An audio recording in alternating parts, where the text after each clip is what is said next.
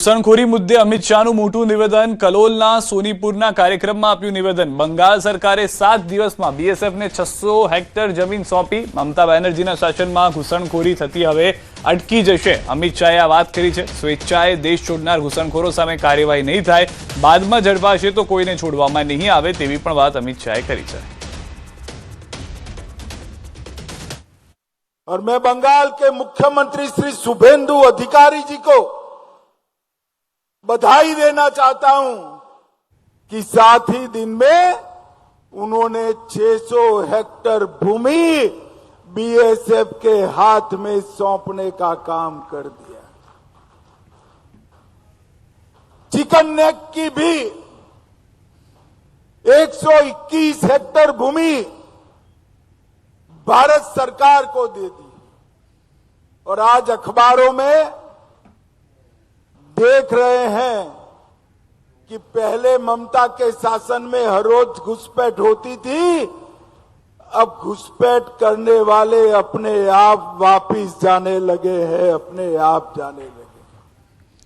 सांसद परसोत्तम रूपालानी समाजने टकोर। दीकरा दीकरीओनी काळजी राखे माता पिता। पोताना संतानो कोनी साथे रहे छे तेनी राखजो काळजी।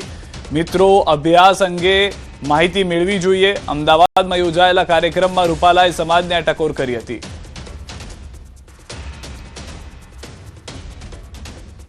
त्यारे एमनी साथेना संपर्को अने संवादो ए सतत चालवा जोईए।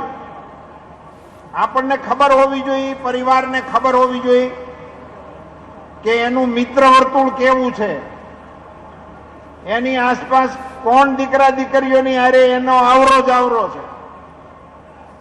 आनी काळजी मा बापे राखवी जोईए। एने आपणे त्यां मोकली दीधी अने पछी भूली जाय ए प्रकारे चाले एवो समय नथी। एनी उपर सतत आपणी नजर होवी जोईए, आपणी काळजी होवी जोईए।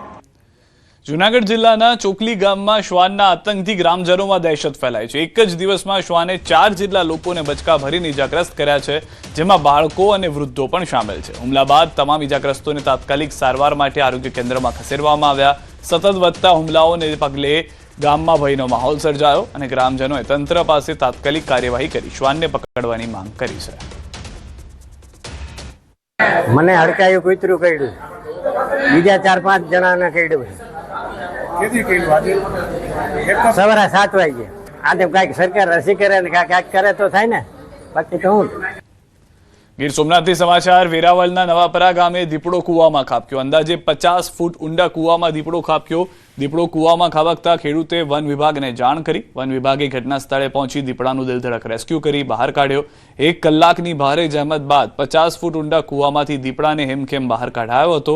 દીપડાને અમરાપુર એનિમલ કેર સેન્ટર ખાતે લઈ જવાયો। તો દ્રશ્યો પણ આપ જોઈ રહ્યા છો। અંદાજે 50 ફૂટ ઊંડો આ ખાડો હતો, જેમાંથી દીપડાને કાઢવામાં આવ્યો છે। હાલમાં દીપડાને રેસ્ક્યુ ઓપરેશન કર્યા બાદ એનિમલ કેર સેન્ટર ખાતે ખસેડવામાં આવ્યો છે। વેરાવળ નવાપરા ગામે દીપડો કૂવામાં ખાબક્યો હતો। રાજસ્થાનથી સમાચાર। જોધપુરના શેરગઢ પાસે ડમ્પર અને ટ્રક વચ્ચે ગમખ્વાર અકસ્માત। બનાસકાંઠાના ટ્રક ડ્રાઈવરનું ઘટના સ્થળે જ મોત થયું છે।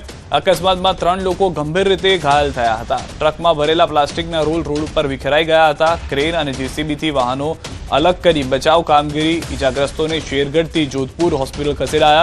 जोधपुर शेरगढ़ थी मेगा हाईवे पर एक गंभीर अकस्मात सर्जायो, जेमां डम्पर और ट्रक वच्चे अकस्मात में बनासकांठाना ट्रक चालक धनराजभाईનું घटना स्थळे ज करुण मौत निपज्યું, જ્યારે अन्य 3 લોકો घायल थया छे। मृतक धनराजभाई મહેસાણાથી ટ્રકમાં પ્લાસ્ટિકના ભારે કટ્ટા ભરીને બીકાનેર જઈ રહ્યા હતા, ત્યારે સામેથી આવતા ડમ્પરે તેમને ટક્કર મારી। અકસ્માત એટલો ભીષણ હતો કે ટ્રકની કેબિન સંપૂર્ણ કચડાઈ ગઈ હતી અને हाईवे पर कलाकों सुधी ट्राफिक जाम थई गयो हतो। जेसीबी અને હાઇડ્રો ક્રેનની મદદથી વાહનોને હટાવી રસ્તો ખુલ્લો કરાયો। અમદાવાદમાં કાળઝાળ ગરમી વચ્ચે ટ્રેનમાં એસી બંધ થતા મુસાફરોમાં ભારે હોબાળો મચ્યો। અમદાવાદના કાલુપુર રેલવે સ્ટેશનના પ્લેટફોર્મ નંબર 5 પર મુસાફરોએ વિરોધ નોંધાવ્યો હતો, કારણ કે તિરુવનંતપુરમથી વેરાવળ રૂટની ટ્રેનના 9 ડબ્બામાં એસી બંધ થતા મુસાફરો ગરમીમાં ત્રસ્ત થઈ ગયા। स्थिति गंभीर बनता ट्रेन ने लगभग 1 कलाक सुधी स्टेशन पर ज रोकवी पड़ी। घटनाने पगले रेलवे स्टाफ और रेलवे पोलीस तात्कालिक तैनात करवामां आवी अने मुसाफरोने शांत करवानी कामगीरी हाथ धराई। સતત એસીમાં ખામી અને ગરમીના કારણે મુસાફરોમાં રોષ જોવા મળ્યો હતો.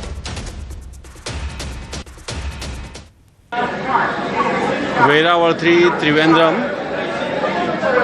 એસી એનું બંધ છે. 9 ડબ્બાનું 3 કલાકથી. અમદાવાદ જ 1 કલાકથી ટ્રેન ઊભી છે. કોઈ રિસ્પોન્સ નથી, કોઈ સાંભળવાવાળું નથી. ટીસી ત્યાં વાત કરે છે, ટેકનિશિયન છે નહીં. કોઈ મદદ મોકલો, બહુ યાત્રીઓ અટવાયેલા છે. નર્મદા જિલ્લાના વરખડ ગામે મુંબઈ પોલીસ અને નર્મદા પોલીસનું સંયુક્ત ઓપરેશન હાથ ધરાયું. સુધીર પટેલના ઘરમાંથી સંદિગ્ધ કેમિકલ્સ મળતા એટીએસ અને એફએસએલની ટીમે સ્થળ પર સર્ચ ઓપરેશન શરૂ કર્યું. તપાસ દરમિયાન વિવિધ કેમિકલ્સની ચકાસણી કરવામાં આવી, પરંતુ ડ્રગ્સની હાજરી મળી નથી. નશાકારક પદાર્થની શંકાને પગલે પોલીસે ટેમ્પામાં મુદ્દામાલ કબજે કર્યો હતો અને વધુ તપાસ શરૂ કરવામાં આવી. ડીવાયએસપી રાજેન્દ્ર દેવદાએ જણાવ્યું કે સમગ્ર મામલાની ગંભીરતાથી તપાસ ચાલી રહી છે.